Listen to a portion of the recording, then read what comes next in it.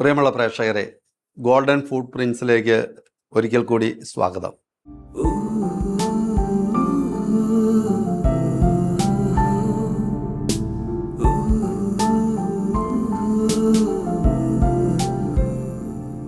കഴിഞ്ഞ എപ്പിസോഡിൽ പറഞ്ഞു വെച്ചതുപോലെ നാട്ടുകാർ, വീട്ടുകാർ, അധ്യാപകർ, കൂട്ടുകാർ എല്ലാം ഒരു ഡോക്ടറായി തീരണം, ഒരു എൻജിനീയറായി തീരണം എന്ന ആഗ്രഹം പ്രകടിപ്പിച്ചപ്പോൾ അത് വേണ്ട എന്ന ദൃഢനിശ്ചയത്തോടു കൂടി ഞാൻ വിശ്വാസികളുടെ ഭിക്ഷുക്കരനായി വൈദ്യനായി മാറും എന്ന നിർബന്ധ ബുദ്ധിയോടുകൂടി അച്ഛൻ ഇതാ നമ്മുടെ മുമ്പിൽ ഒരു പുരോഹിതനായിട്ടിരിക്കുകയാണ്. ആ ഒരു നിയോഗ വഴികളുടെ യാത്ര വീണ്ടും തുടരുകയാണ്. അച്ഛൻ അപ്പോൾ നമ്മൾ പറഞ്ഞു വെച്ചത് ആ കാര്യമായിരുന്നു.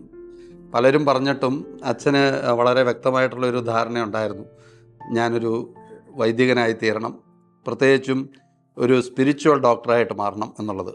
അപ്പം ഞാൻ പ്രീ യൂണിവേഴ്സിറ്റി പാസ്സായപ്പോഴത്തേക്കും അത്ര വലിയൊരു ഫസ്റ്റ് ക്ലാസ് ഒന്നും ആയില്ല. ഈ ഫസ്റ്റ് ക്ലാസ് കിട്ടിയിരുന്നെങ്കിൽ അന്നത്തെ കാലത്ത് ഫസ്റ്റ് ക്ലാസ് കിട്ടി വരുന്ന പല പിള്ളേരും ചിലരൊക്കെ ഫിലോസഫിയൊക്കെ കഴിയുമ്പോൾ ഡിഗ്രിക്ക് പോകും, അങ്ങനെയൊക്കെ മാറിപ്പോകും.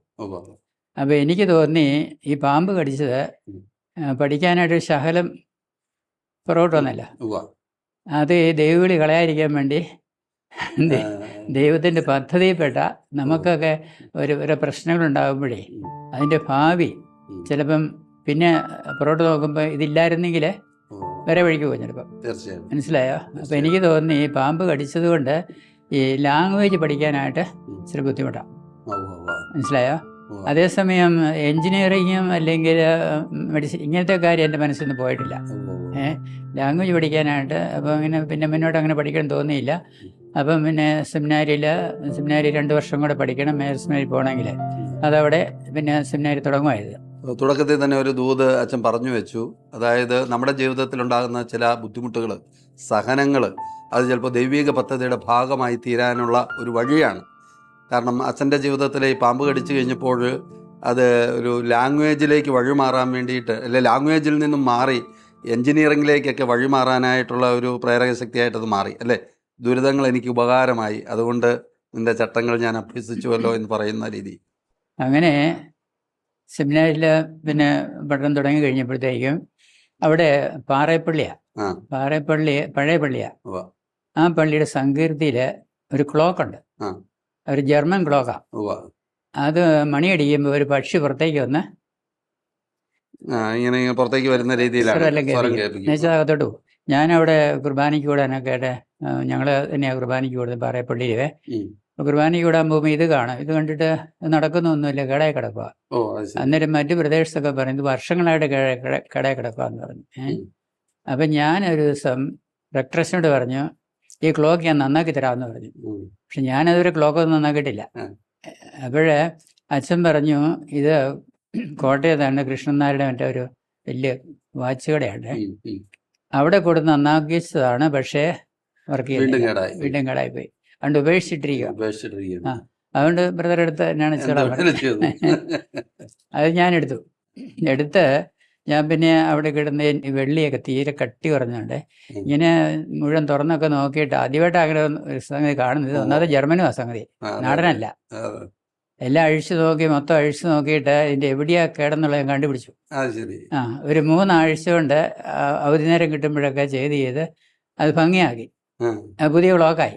അപ്പൊ ഇവർക്കെല്ലാം അതിശയമായി, അച്ഛനെങ്ങനെ ഇത് പഠിച്ചതെന്ന്. ഞാനങ്ങും പഠിച്ചിട്ടൊന്നുമില്ല, അത് ജന്മനാ കിട്ടിയതാ. അപ്പൊ അത് മുതൽ ആ ക്ലോക്ക് പിന്നെ നല്ലപോലെ വർക്ക് ചെയ്യുമായിരുന്നു. അത് ഈ അടുത്ത കാലത്തും ഈ തൈപ്പർ ബ്ലസ്സിനെ മരിക്കുന്നതിന് മുമ്പ് അടുത്ത കാലത്തും പാസ്റ്ററിൻ്റെ വെച്ചേ അടുത്ത കാലത്തും അച്ഛൻ ഈ കഥ പറയുമായിരുന്നു, അച്ഛൻ എങ്ങനെ അത് കിട്ടിയെന്നുള്ളത്.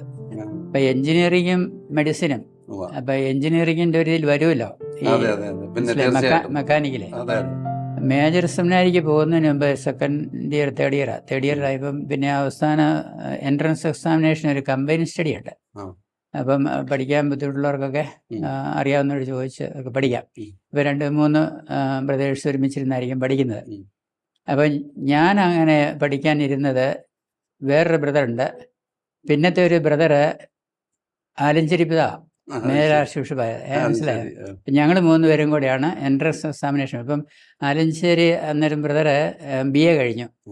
പുള്ളിക്കാരന് ഈ ലാറ്റിനൊക്കെ പറഞ്ഞ് പെട്ടെന്ന് മനസ്സിലാവും. അതുകൊണ്ട് ഈ കുറേ ദിവസങ്ങളായപ്പോഴേ ഞാൻ നേരെ ആലഞ്ചേരി ബ്രദറിനോട് പറഞ്ഞു, ബ്രദറ് അച്ഛനായി കഴിയും മെത്രാനാകുമെന്ന് പറഞ്ഞു.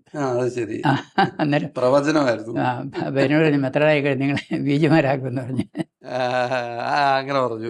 തിരിച്ച് ഏതായാലും അത് പിന്നെ അച്ഛനായി കഴിഞ്ഞ് തക്കല ബിഷപ്പായല്ലോ. വടവൂർ സെമിനാരിക്കാണ് പോയി. അവിടെ പോയി അപ്പം ഈ ഫിലോസഫി 3 വർഷം, തിയോളജി 4 വർഷം, അതൊക്കെ ഒരുമാതിരിയൊക്കെ അങ്ങ് പഠിച്ചു. 1972 ഡിസംബർ 18-ാം തീയതി ആയിരുന്നു എൻ്റെ പൗരോഹിത്യ. അത് പടിയർപ്പിതാവായിരുന്നു. ഓർഡിനേഷനൊക്കെ തന്നു. അന്നേരം സെമിനാരി വെച്ചായിരുന്നു. ആ കാലത്ത് ഇടവുകളിൽ വെച്ച് നടത്തുന്ന കാര്യമായിട്ട് തുടങ്ങിയിട്ടില്ല, വളരെ ചുരുക്കമായിട്ടുണ്ട്.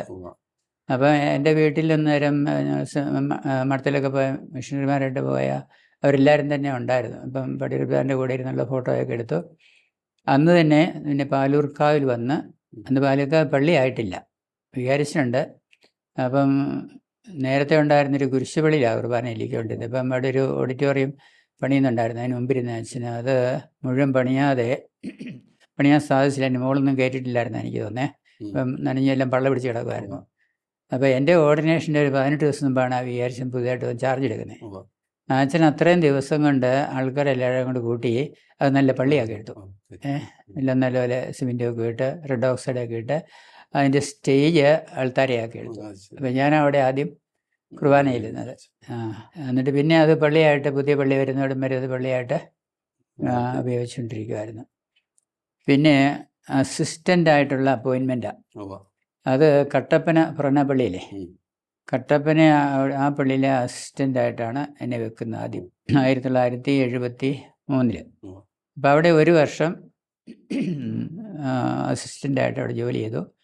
ജോലി ചെയ്തപ്പോൾ അത് അന്നത്തെ കാലത്ത് ഭയങ്കര തണുപ്പാണ്.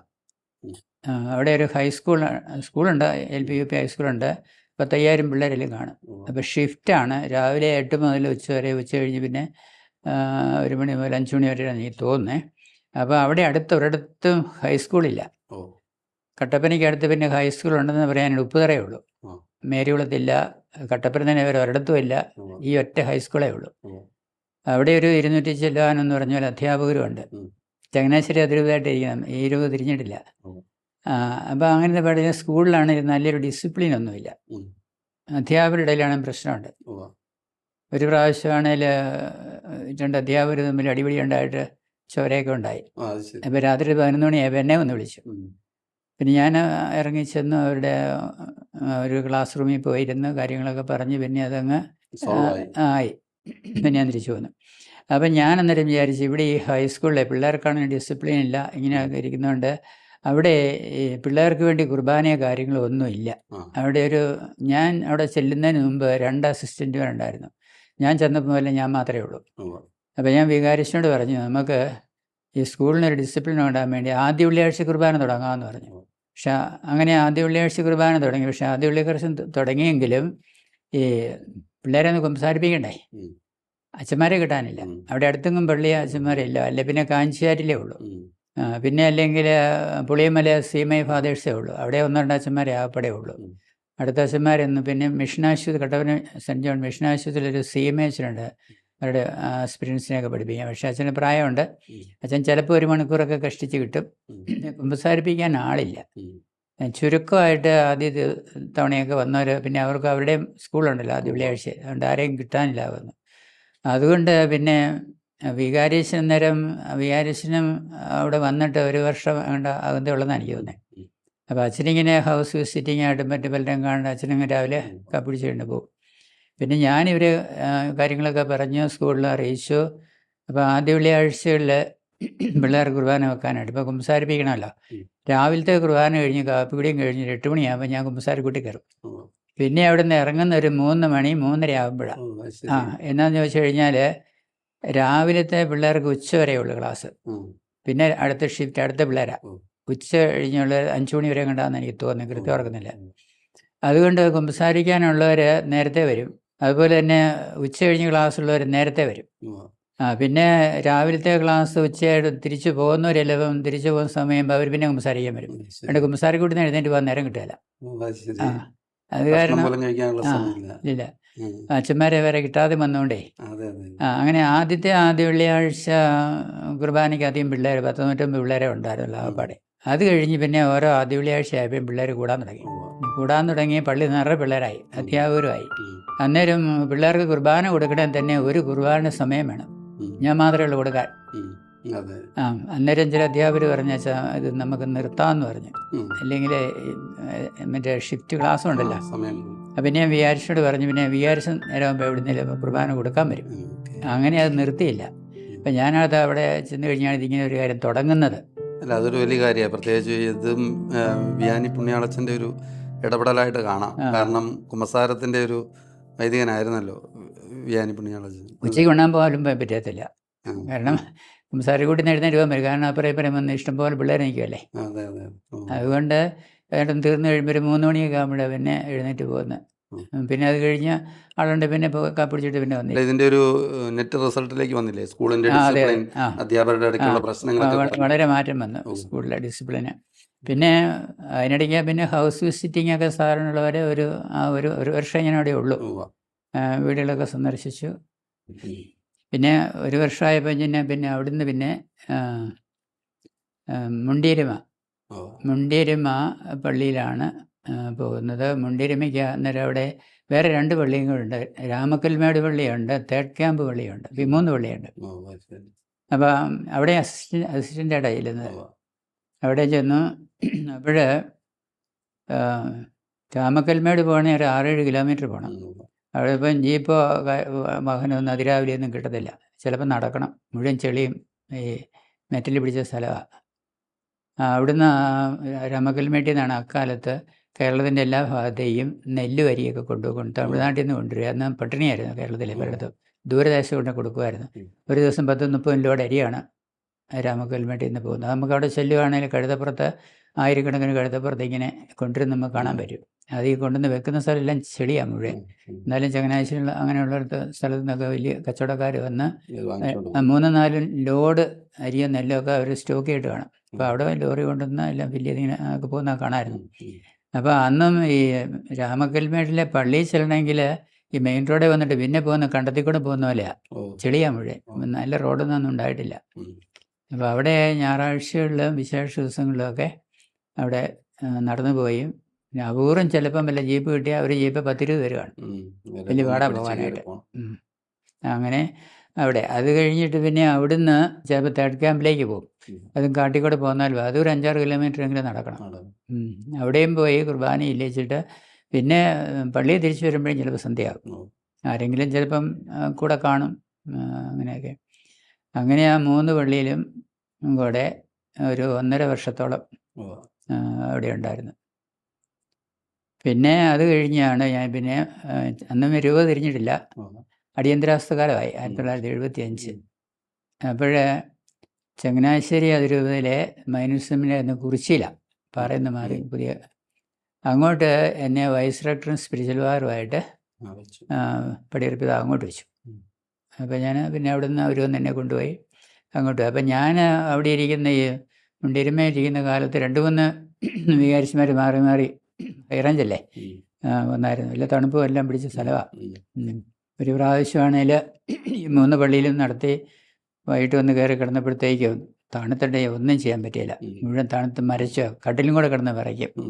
പിന്നെ അവരെന്നെ ഉടനെ കട്ടപ്പന മിഷൻ ആശുപത്രിയിൽ അന്ന് വണ്ടിയെ കൊണ്ടുപോയേ. ഭയങ്കര വിറയാ. അവിടെ ചെന്ന് അവർ കുറച്ച് കട്ടൻ കാപ്പിയൊക്കെ തന്ന് മരുന്നൊക്കെ തന്ന് പിന്നെ വലിയ കുഴപ്പമില്ലാതെ അവിടെ രക്ഷപ്പെട്ടു.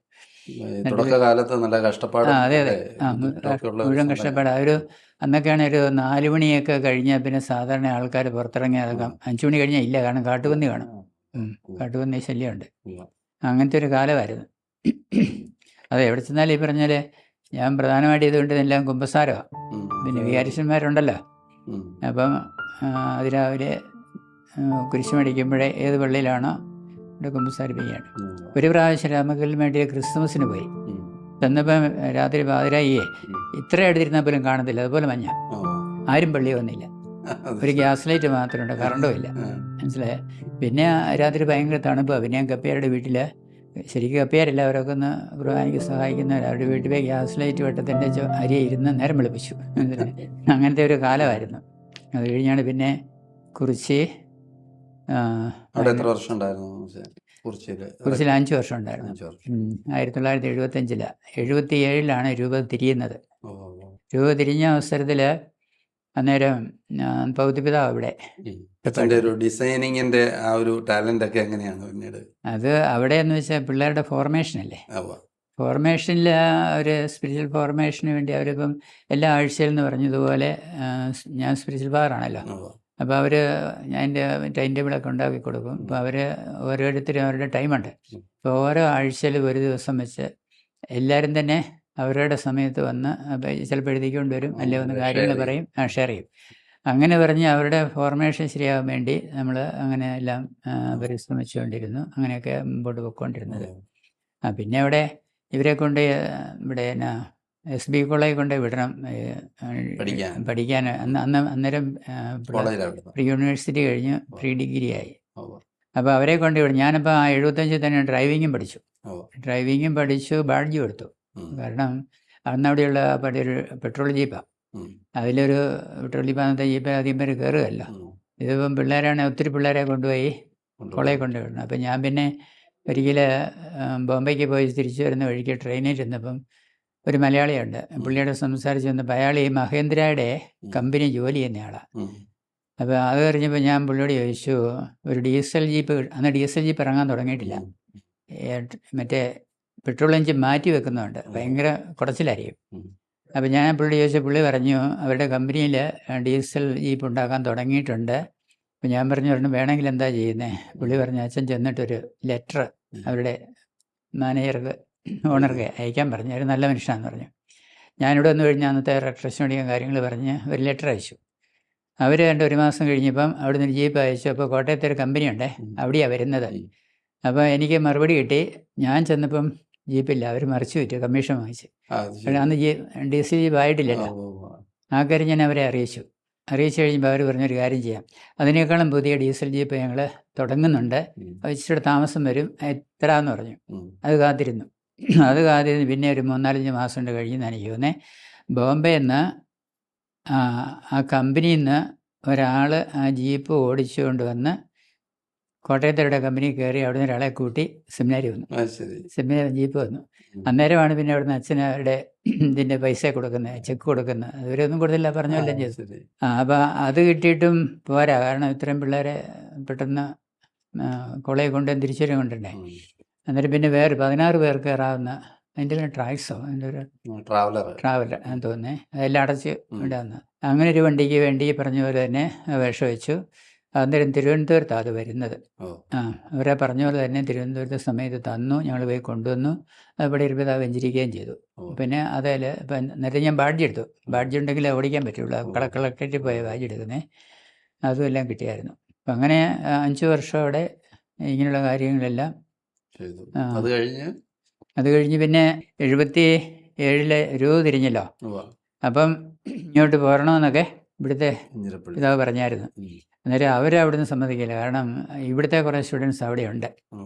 പക്ഷെ അവർ കൂടെ കഴിഞ്ഞിരുന്ന ആട്ടെന്ന് പറഞ്ഞ് ഞാൻ പിന്നെ അങ്ങനെ ഇവിടെ പിതാവ് വന്നു കഴിഞ്ഞ് ഈ രൂപത നടന്നു പോകണേ പണം വേണമല്ലോ. അവിടെ ഇവിടെ ഇപ്പം പിന്നെ ബിഷപ്പ് ഹൗസ് ഉണ്ടാകണം, പാസ്റ്റർ ഉണ്ടാകണം, പലതുണ്ട്. അപ്പോൾ പിതാവ് അച്ഛന്മാരെല്ലാം കൂടെ വിളിച്ചു കൂട്ടിയേ കാഞ്ഞിരപ്പള്ളിയിൽ. അപ്പം എന്നെയും വിളിച്ചായിരുന്നു. അപ്പം ചങ്ങനാശ്ശേരി ഞാൻ മാത്രമേ ഉള്ളൂ ഈ രൂപതയിലോട്ട് പിന്നെ പോരാനുള്ളത്. അപ്പം പടിയറപ്പിതാവ് എന്നോട് പറഞ്ഞായിരുന്നു, അച്ഛൻ പോകണ്ട, അച്ഛൻ ഇവിടെ തന്നെ നിൽക്കാൻ പറഞ്ഞായിരുന്നു. അവിടെ നിൽക്കാൻ പറഞ്ഞു. എന്നോട് പറഞ്ഞു പഠിക്കാൻ വിടാമെന്നെല്ലാം പറഞ്ഞു. ഞാൻ പറഞ്ഞു ഞാൻ പഠിക്കാനൊന്നും പോകുന്നില്ല, പകരം ഒരച്ഛനെ ഇങ്ങോട്ട് വിടാമെന്നൊക്കെ പറഞ്ഞതാണ്. ഞാൻ പറഞ്ഞു വേണ്ടെന്ന് പറഞ്ഞു. എന്നിട്ട് ഇവിടുന്ന് ഭൗതികത ഇവിടെ വന്നല്ലോ.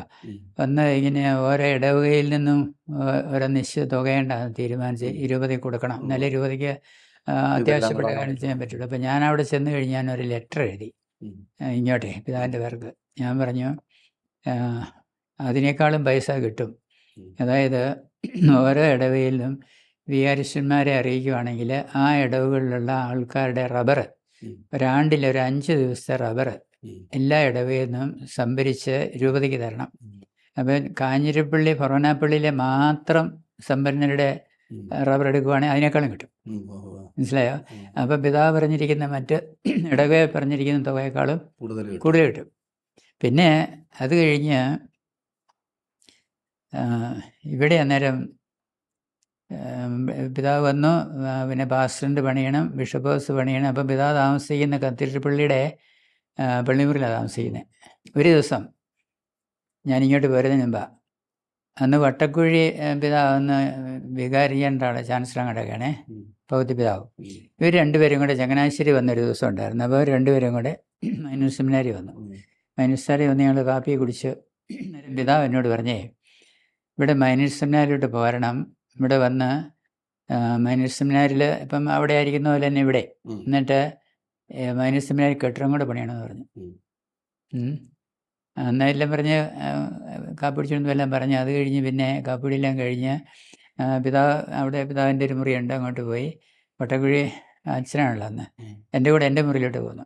അവിടെ വന്നിരുന്ന് ഒരു അരമണിക്കൂറോളം ഇങ്ങനെ കാര്യങ്ങളൊക്കെ പറഞ്ഞു. ഇങ്ങോട്ട് പോരണമെന്ന് പറഞ്ഞു സെമിനാരിലോട്ട്. പിതാവ് പറഞ്ഞ പോലെ കെട്ടിടം പണിയണം, എൻ്റെ ചാർജ് ഏറ്റെടുക്കണം, ഇതെല്ലാം പറഞ്ഞു. അപ്പം ഞാനന്ന് വരുന്നില്ലെങ്കിൽ അന്നേരം പിന്നെ കുന്നപ്പള്ളിയിൽ എന്ന് പറഞ്ഞൊരു അച്ഛനുണ്ടായി, ആലുവ സെമിനാരിലെ സ്പിരിച്വൽ ഫാദറായിരുന്നു. അച്ഛന് പ്രായമുള്ള, ഞാൻ വരുന്നില്ലെങ്കിൽ പിന്നെ ആ അച്ഛനെ നോക്കുന്നുള്ളൂ. അപ്പം അപ്പം ഞാൻ പറഞ്ഞു, ഞാൻ അതിങ്ങനെ സംസാരിച്ചിരുന്ന കുറേ കഴിഞ്ഞപ്പോൾ ഭഗവതി പിതാവ് അങ്ങോട്ട് കയറി വന്നേ. അന്നേരം പിതാവ് ചോദിച്ചു, എന്താ പറയാറായോന്ന് ചോദിച്ചു. അത് ഞാൻ പറഞ്ഞു, ഞാൻ മറുപടി എഴുതിയേക്കാന്ന് പറഞ്ഞു. മനസ്സിലായോ? ഞാൻ മറുപടി എഴുതിയപ്പം ഞാൻ പറഞ്ഞു, ഞാൻ ഏതായാലും ഇവിടുത്തെ സ്റ്റുഡൻസ് ആരും പേരുണ്ടല്ലോ, അപ്പോൾ അവിടെയുള്ളവർ പറയുന്നത് അവരോട് തീർന്നിട്ട് പോകാനല്ലേ. അപ്പോൾ അവർ തീർന്നു കഴിയുമ്പം ഇപ്പം ഞാൻ 5 വർഷം സെമിനാരിലായിരുന്നല്ലോ, അതുകൊണ്ട് ഇനി ഞാൻ പിതാവ് പറയുന്ന ഒരു ഇടവേലയ്ക്ക് പോന്നേക്കാം. പിന്നെ 1980 ആയപ്പം ഇങ്ങോട്ട് മാറി. അപ്പോൾ അതിന് മുമ്പ് ചങ്ങനാശ്ശേരിയിൽ എന്തെന്ന് ചോദിച്ചു കഴിഞ്ഞാൽ ചെത്തിപ്പുഴ ആശുപത്രി സിസ്റ്റേഴ്സാണ് നടത്തിക്കുക, രൂപയുടെ അത് പിന്നെ വിൽക്കാനിട്ടിരിക്കുമായിരുന്നു, ഒരു മുതലാകുന്നില്ല. അപ്പം ഞാനൊരു ദിവസം അവിടുത്തെ റെക്ടറേഷനുമായിട്ട് സംസാരിച്ചുകൊണ്ടിരുന്നപ്പോൾ ഞാൻ അച്ഛനോട് പറഞ്ഞു, അച്ഛാ ഈ ഇങ്ങനെ വിൽക്കാനിട്ടിരിക്കുകയാണല്ലേ, അത് രൂപത എടുത്ത് നടത്തുവാണെങ്കിൽ കുറച്ച് മിഷൻ പ്രവർത്തനമൊക്കെ നടത്താമല്ലോ എന്ന് ഞാൻ പറഞ്ഞു. എന്നിട്ട് അച്ഛൻ പറഞ്ഞു, അതെല്ലാം രൂപയിൽ ആലോചിച്ച് നോക്കിയതാണ്, പക്ഷെ മുതലാകുകയില്ല, അതുകൊണ്ട് കുരിയായും കൗൺസിലൊക്കെ അത് ഉപേക്ഷിച്ചാന്ന് പറഞ്ഞു. അന്നേരം ഞാൻ അച്ഛനോട് വേറൊരു പ്ലാൻ പറഞ്ഞു. ഞാൻ അച്ഛനോട് പറഞ്ഞു, വെച്ചാൽ അതിന് എല്ലാം കൂടെ നോക്കണ്ട, ഏതെങ്കിലും ഒരു വിഭാഗമായിട്ട് മാത്രം കൊണ്ടുവരുവാണെങ്കിൽ അത് നടത്താൻ പറ്റും. അന്നേരം ആശുപത്രി രൂപയുടെ ആയിരിക്കും.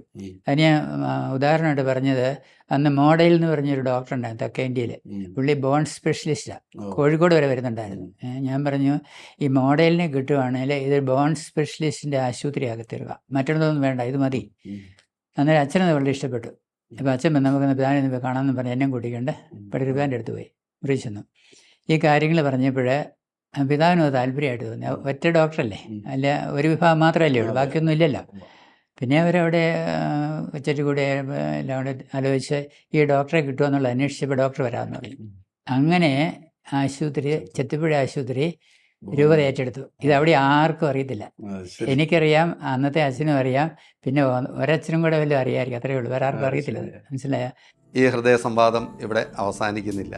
അച്ഛൻ്റെ പൗരോഹിത്യ ജീവിതത്തിലെ മർമ്മപ്രധാനങ്ങളായിട്ടുള്ള ധാരാളം അനുഭവങ്ങളിലൂടെ നാം കടന്നു പോവുകയായിരുന്നു.